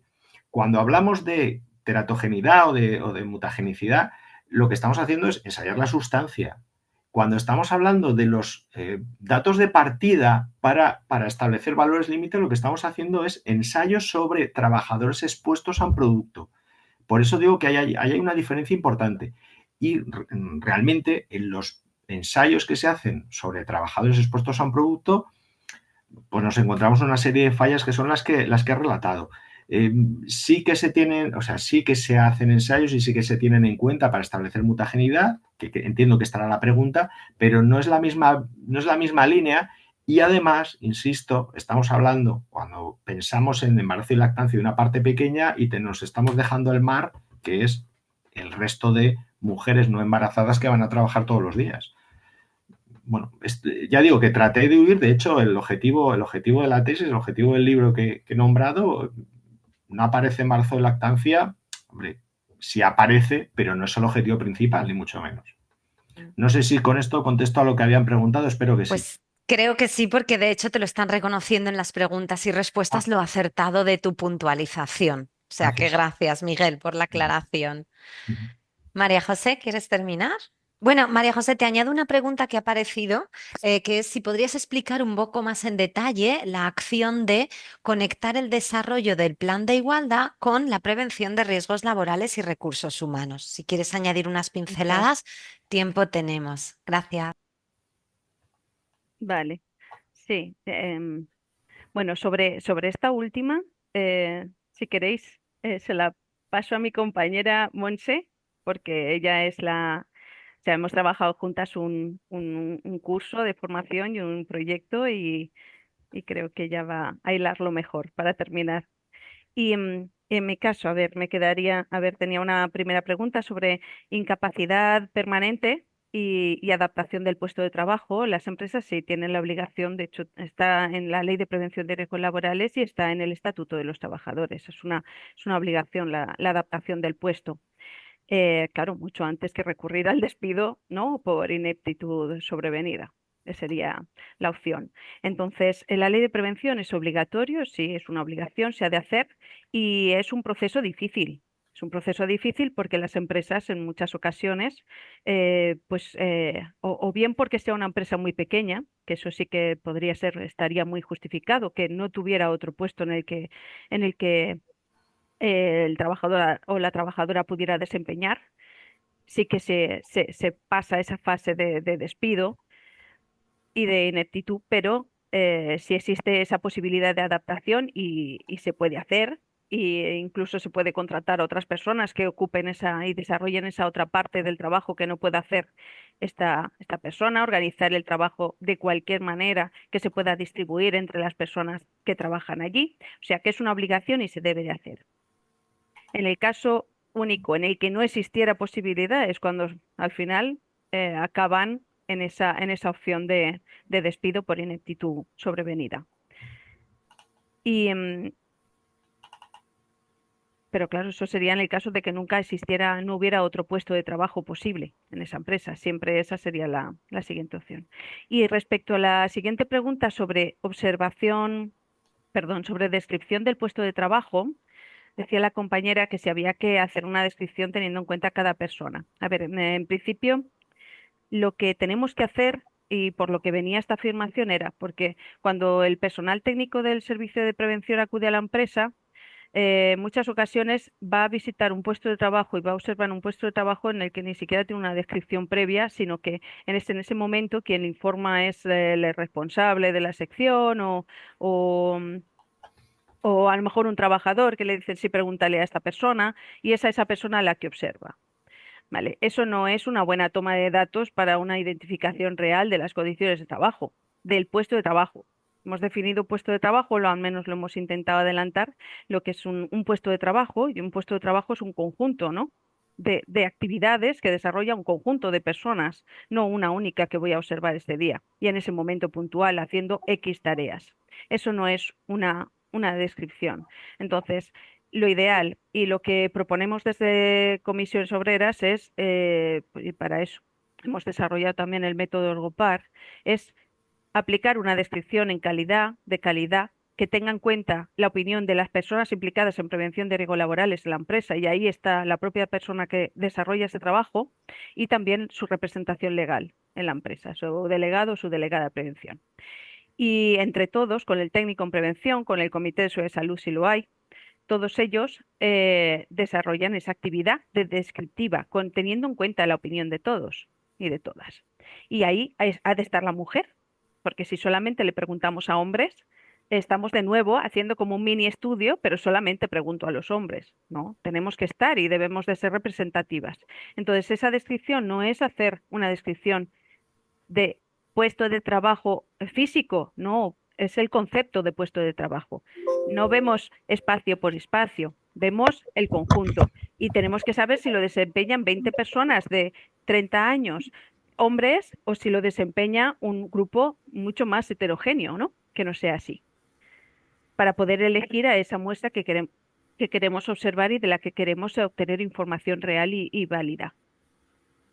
Y, y con esto, mirar, por poner un mini ejemplo para que se entienda.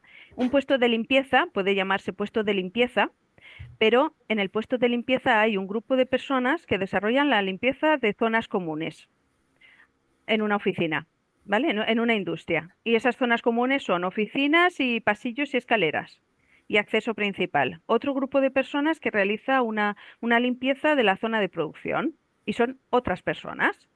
¿Vale? Y realizan otras condiciones distintas. No es lo mismo limpiar máquinas o limpiar la zona de producción y vestuarios y aseos de producción que limpiar una oficina y espacios públicos de acceso. Y tampoco es lo mismo el pulido del suelo o el vitrificado que suelen hacer hombres con maquinaria y también se llama limpieza. Son puestos totalmente distintos. Esto, en muchas evaluaciones, lo que te encuentras es limpieza en general. Y esto no sirve para nada. Y eso es papel que no sirve para prevenir y no sirve ni muchísimo menos para identificar las desigualdades entre hombres y mujeres. Y solamente hay que preguntar qué es lo que haces en tu puesto de trabajo. Y con ese ejemplo yo creo que ya sí que puedo haber entendido mejor. Muy bien, muchas gracias. Han añadido una última pregunta sobre la adaptación del puesto de trabajo en la administración pública.